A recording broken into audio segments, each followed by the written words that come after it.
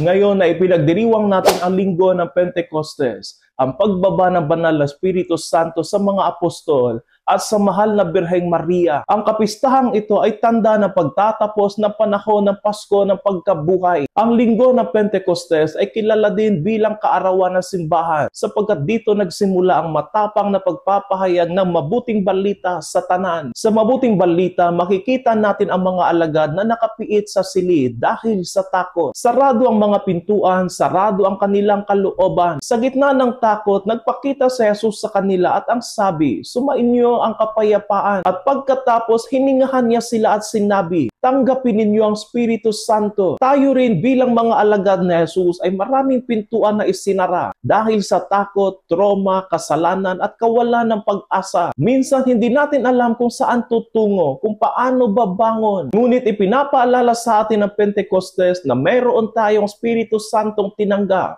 Espiritong nagbibigay ng lakas, liwanag at bagong simula. Nawa lagi nating tanggapin ang banal na Espiritu Santo sa ating buhay. At sa tulong niya, tayo din ay kayang baguhin ng Diyos mula sa pagiging sarado sa takot tungo sa pagiging bukas sa pagmamahal at paglilingkod upang maging tunay tayong simbahan sa mundong nangangailangan ng kalinga at pag-asa.